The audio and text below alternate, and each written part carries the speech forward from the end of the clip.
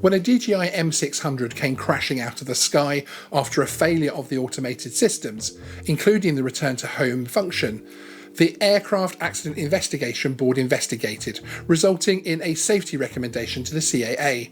This is an interesting one and something which will impact PFCO operators and future professionals. Geeksvana is your drone channel. On the 13th of December 2019, in the Tyne and Wear area of the UK, a pilot and observer were setting up a flight to inspect a construction site. Now, this was a 2-day job and the crew were experienced. The AAIB report states that both pilots had operated UAS since 2018 and had the required permissions from the UK CAA. Both pilots had normally relied predominantly on the automated flight capability of their aircraft and had not, nor were required to have, practiced for emergencies since completing their training in 2018. The first of the 2 planned days flying had been completed without incident, and 3 flights had also been made on the second day. The flight which resulted in the crash started with a 97% battery. The DJI M600 was programmed to take off and to climb to 400 feet, where it was then to automatically follow a route around the site before returning and landing. The takeoff was normal, but as the aircraft approached 100 feet, the pilot noticed that a GPS compass error was displayed on the controller. The aircraft stopped climbing and proceeded to fly in an east-northeasterly direction at a ground speed of around 13 knots, all the time maintaining the altitude of around 100 feet. The pilot then hit the return to home function on the controller several times, but the aircraft did not respond. Within about 10 seconds, the pilot and observer lost visual line of sight with the drone as it went behind a tree line. The report confirms that no manual control inputs were made using the controller. After flying over a large industrial area, it then flew towards a housing estate located about 300 metres from where the drone had taken off. The recorded log showed that the aircraft collided with the roof of a house before falling into the rear garden of the property. Thankfully, there were no people close by at the time. The DJI drone suffered damage to the propellers, arms, landing gear, gimbal and camera lens. The flight time between compass error and the crash was just 75 seconds. The controller had remained in radio contact throughout the flight. After notifying police of the missing drone, the operator did briefly take off with a second aircraft to search for the drone, but landed shortly after following signal interference.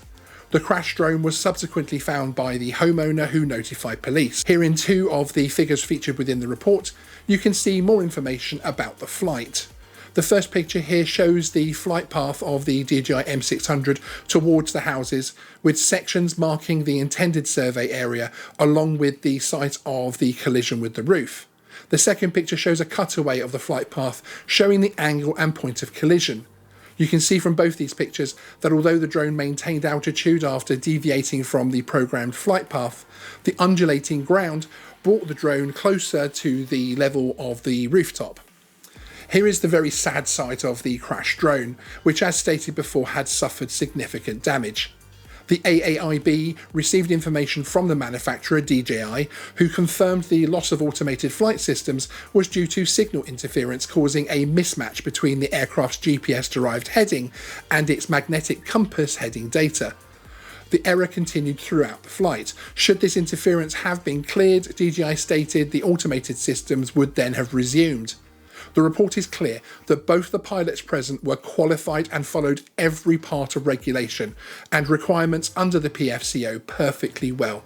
There is no question here that the pilots were in the wrong in any way whatsoever.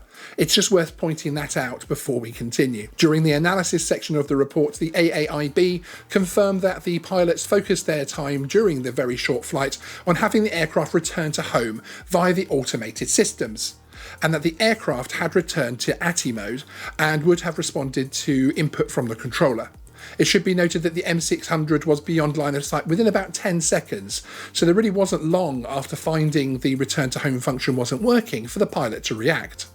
After line of sight was lost, it would of course have been very dangerous for the pilot to simply begin trying to land the aircraft manually.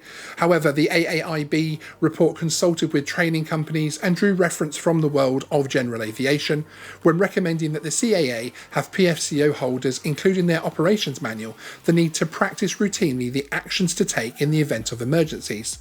and specify how pilots will remain competent at maintaining manual control of their aircraft in the event that automated flight modes are lost. Again, nothing even remotely negative was pointed towards the pilots involved here at all. In fact, the report confirms that the operator has undergone refresher training on emergency situations and operating their aircraft in ATI mode, so they've even taken steps to avoid future issues.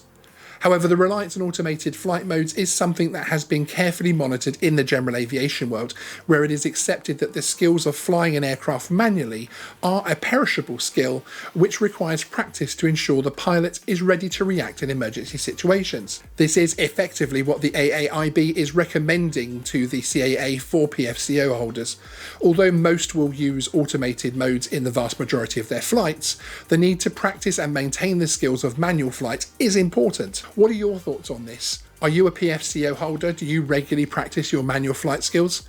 Do you agree with the recommendation? Certainly, I am personally not sure what impact the manual control could have had in this particular case, as the drone was well beyond visual line of sight within 10 seconds.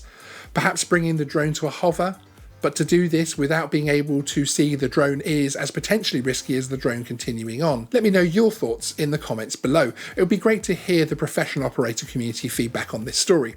We will of course keep you informed of any updates the CAA may put out in response to this report, so if you're new here, hit the subscribe button and ring the notification bell to get the latest drone news first.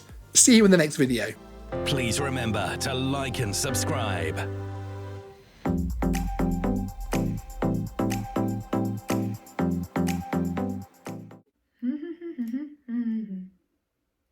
All right, you're still here.